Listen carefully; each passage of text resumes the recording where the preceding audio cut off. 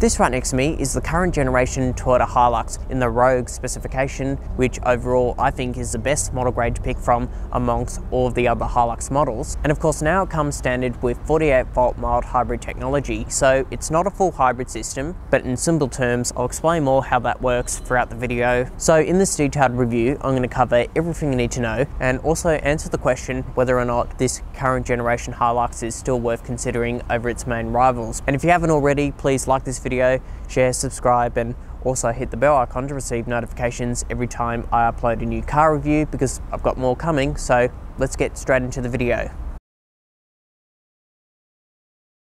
Let's start the video talking about a brief overview about the HiLux so you can better understand the model range. So pricing for the 4x2 models start from $26,000, climbing up to $57,000 before on-road costs. Whereas if you step up to the four-wheel drive models, they are priced between $40,000 climbing up to $74,000. Now, in terms of key rivals specific to the Rogue, this is the type of dual cab ute that competes with the Ford Ranger Wildtrak and of course the Isuzu D-Max, which has been facelifted, or a Mitsubishi Triton GSR. Right, let's now move on to the design. So the colour of this car is finished off in stunning silver, and of course if you don't like that colour, there are 7 other external colours to pick from. White is a no-cost option and the others are $675 each. And of course, this being the Rogue variant, you get this dark grey surround along the grille, and as well as some additional cladding down below. And in terms of some of the visual highlights, you get full LED headlights along with LED DRLs, LED indicators along the side, and in addition to that, an automatic leveling for the headlight system, automatic high beam assist, and if we look lower down,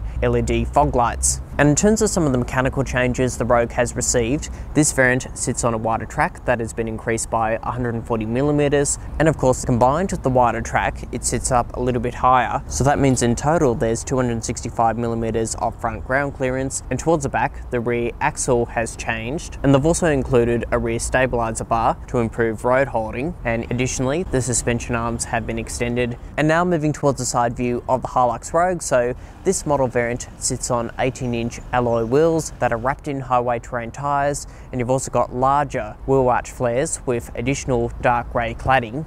And in addition to some of the lower spec HiLux grades, front and rear disc brakes opposed to drum brakes at the rear. And if we look lower down, no metal side steps, they are just made out of plastic, which is pretty typical on most dual cab utes these days. And additionally, dark grey door mirrors and door handles, and up the top there, a Rogue specific sail plane, but no roof rails, whether that matters to you or not. And finally, towards the third quarter, privacy glass. And now moving towards the rear design of the HiLux Rogue. So from the back we've got partial LED tail lights with incandescent globes for the indicators and reversing lights. You've also got additional trim along the HiLux badge, Toyota badge on the left hand side and a Rogue sticker on the right hand side. Additionally, there is also this plastic step-up bar. It's also complemented by this grey cladding, and if we look even lower down, a towing kit as standard with a 3.5 tonne towing capacity, a 7-pin flat trailer wiring harness, and inside the cabin an integrated towing controller, and finally underneath the tray a full-size spare tyre.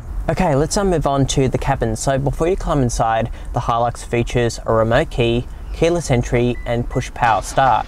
Now in terms of the overall presentation, nothing has changed since the HiLux went on sale back in 2015, so you still get hard, scratchy plastics around the cabin, even on the doors, up and down, and of course towards the centre as well. But there is soft padding on the armrests and the section there where you rest your elbow. A little bit of gloss black on the doors and some piano black around here as well, but in terms of where it fits in within the segment, the HiLux is pretty much overdue for an update, and it just doesn't feel like a $70,000 car. But of course, this being the Rogue variant, you get ambient lighting on the doors, as well as leather seats, which comes standard, and the driver receives 8-way power adjustment, whereas on the passenger side, you get manual adjustment, and in addition to the Rogue, they're perforated, so they keep you nice and cool during a hot summer's day. But of course, if you are in a cold climate, both the front row seats have seat heating, and the steering offers both manual tilt and reach adjustment, and it's also finished off in this hard wearing leather material. And finally, dual zone climate control with physical dials and buttons. And if we now move on to infotainment, it all runs off this 9-inch touchscreen, which also include physical buttons and dials along here and physical buttons to control various functions on the steering wheel. And if we move on to key features, if I go to source, you've got AM, FM, DAB, digital radio, along with USB, Bluetooth and Miracast screen mirroring. And in addition to the Rogue variant, this model features a 9-speaker JBL premium sound system. And additionally, you've also got inbuilt satellite navigation with 3D mapping, and you've also got inbuilt voice recognition, and it also includes both Apple CarPlay and Android Auto. So overall works very well within the system, and with Apple CarPlay you can integrate Siri for voice control. You could also download My Toyota Connect app to access remote functions such as door locking and unlocking, locating the car and checking vehicle status, and as well as 3 years of connective services, which means there is a button up the top here to call for help. And if we move on to safety, you get a surround view camera which is a little bit offset to the right hand side, but additionally you also get this 360 icon here. You can cycle through different camera angles and select different parking guidelines. And if I put it into park and press view, that will take you to the front view, but it is impaired with this black thing. But click on view again, you've got your gutter angles, but again, the quality isn't really that great. And additionally, you've got front and rear parking sensors, a rear cross traffic alert, along with an auto dimming revision mirror, and on the wing mirrors, blind spot monitoring. And moving along the steering wheel, a lane keeping assistant that does not have the ability to steer itself, as the HiLux does still retain a hydraulic steering setup, so instead this system uses the brakes to keep itself within lane. Adaptive cruise control that keeps you within distance with the car in front.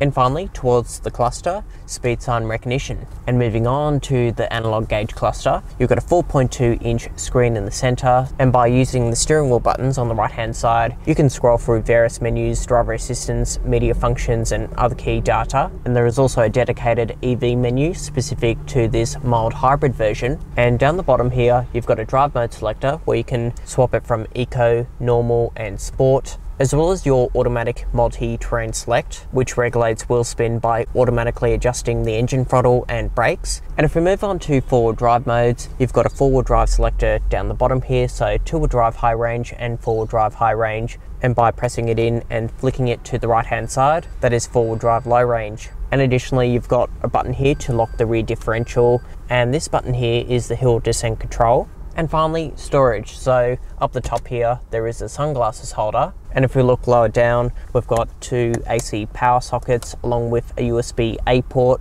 You do miss out on a cup holder as they've added on that drive mode selector, but you can store your phone there if you don't want to use the wireless phone charging, or place it there. You've also got wireless phone charging, which is a new addition to this update.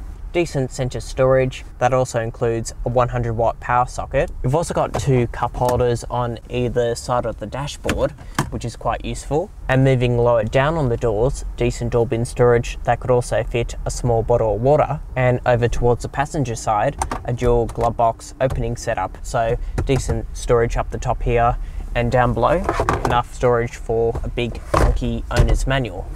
Right, let's now move on to the back seat. So this front row seat is set in my driving position, and from what we can see, I've got a decent amount of knee room, toe room, and headroom is also pretty good. And if I move over to the middle seat, again, decent knee room, toe room, and headroom is okay. Now, in addition to the 2024 update, the HiLux now receives dual USB-C ports. However, on the mild hybrid versions, you can't lift up this section of the seat, as that is where the lithium-ion battery pack is stored. So no additional storage, but you can still lift up this section, and that is still where you're going to find the jack and spare toolkit. But aside from that, it's pretty much typical HiLux, so directional air vents towards the center, as well as these map pockets behind the front row seats, as well as these handy little coat hook hangers. You've even got coat hook hangers up the top there. And looking lower down, decent door bin storage, along with a section there for a bottle of water, big chunky grab handles and some handles on the B pillars. There's even a fold down armrest with two small cup holders, and up the top here, a single top tether point. And finally, for the two outboard seats, they are both ISOFIX compatible. Okay, let's now move on to the tray. So the Rogue comes standard with an electronic roller shutter with these two buttons to open and close it, and you can also remotely open and close it with the key fob. And in terms of the tray itself, if I open up the tailgate, as you can see, Toyota have fitted hydraulics to the 2024 update, which means the tailgate is easy to open and close. It's not heavy like some of the previous models. And of course, in addition to the Rogue, you have the carpet tub liner, which is somewhat controversial, but I think in many scenarios this is quite practical, and if you want to clean it, it is removable. And additionally, there are two tie-down points with drainage holes up the top here and a power outlet on the left-hand side, as well as two LED light bars which at night light up the tub really well, and that is what it looks like on the screen. And of course, in terms of dimensions, even though the HiLux is no longer the class-leading dual cab ute in the segment in terms of tray specifications, there is a lot of space back there, and in terms of what you can carry, you have just under 800 kilograms of payload. But it is worth keeping in mind, with all electronic roller shutters, space is impaired towards the rear section. And in terms of other key specifications and other key data that you might want to know, all of that information is on the screen now. Let's now move on to the powertrain. So under the bonnet features the same 2.8 litre 4-cylinder turbo diesel that is paired to a 6-speed automatic torque converter gearbox with part-time four-wheel drive, and the powertrain produces 150 kilowatts and 500 newton meters of torque. And in terms of how the 48-volt mild hybrid system works, like I mentioned in the intro, it isn't a full hybrid. This is a mild hybrid system, so in comparison to something like a Camry hybrid, which switches off the engine at idle, the engine on the HiLux does not switch off. So instead, this uses an advanced stop-start system to save fuel, and this 48-volt system also replaces the alternator with a belt-driven motor to add power, and also backed up by a lithium-ion battery pack that sits underneath the back seats. And in terms of servicing, the HiLux will cost you $290 per visit, and the service intervals are quite short, so 6 months or 10,000 kilometers. So overall, each year you'll be spending about $580. And in terms of ownership, Toyota Australia offers a 5-year unlimited kilometer warranty, and you can extend that by servicing your car on time, and it doesn't have to be with the dealership. Toyota will then give you a 7-year powertrain warranty. And finally, off-road specifications. So like I mentioned, 228mm of front ground clearance, you have an approach angle of 30 degrees, the departure angle is at 22 degrees, and finally, if you go for water, this has a wading depth of 800mm. Right, let's move on to the driving impressions. So up the front, there is good visibility, there is also good side vision, and additionally, decent sized wing mirrors. And finally, at the rear, great visibility as well. Now, over in the center, you've got a traditional gear selector, and as well as a standard parking brake, so no electronic parking brake or gear selector, but I think most of the HiLux buyers will appreciate this setup. So what does a HiLux like to drive around town? Well, first of all, this has a turning circle radius of around 12 meters, and in addition to that, hydraulic steering, and at lower speeds it can come across a little bit heavy. However, that does change when you do speed up. It becomes a little bit lighter, but overall this is one of the better driving dual cab utes you can buy. Not as refined as a Ford Ranger, but of course, this being the Rogue variant of the HiLux, you have a larger footprint on the road thanks to the wider track, and the Rogue also does a better job at tackling broken road surfaces in comparison to an SR5. So overall, I think this is the best model grade to pick from if you do a lot of driving, especially around town, because refinement wise it is the best HiLux, but not the best in the segment, but better than most dual cab utes. Now, in terms of the mild hybrid system, if I come to a stop, the engine cuts off, put my foot down. As you can see, there is no jerk, so it is a very smooth start-stop system. And if we move on to acceleration and performance, combined with the mild hybrid system, it does feel a lot more punchier than before. And I did take this HiLux to the Southern Highlands to get a better feel of this mild hybrid powertrain. And around the countryside and on the back roads, it was pretty effortless. And in terms of the off-road modes, look, there are many videos on YouTube explaining and showing you the capabilities of the HiLux in terms of what it can do off the road. So yes, today's review is about driving around town. And if we move on to drive modes, you've got Eco, Normal, which both of them don't really make any difference at all between the two. However, if you put it into Sport, put your foot down, the gears seem to hold on a little bit longer. Now, in terms of fuel consumption, the manufacturer's claim is 7.8 litres per 100, whereas on the non-hybrid versions, they have a claimed figure of 8.4 litres per 100, and in terms of what I've achieved around the city, currently it is sitting on 9 litres per 100, whereas before it would have sat on 10 litres per 100. But in saying that, I did take this out on the freeway, and as a result, considering it did sit around 2000 RPM on the rev range, I managed to drop that figure down to 6.7 litres per 100. So I think overall for this category, that is a bit of an improvement. So with my driving impressions out of the way, let's now wrap up with a verdict.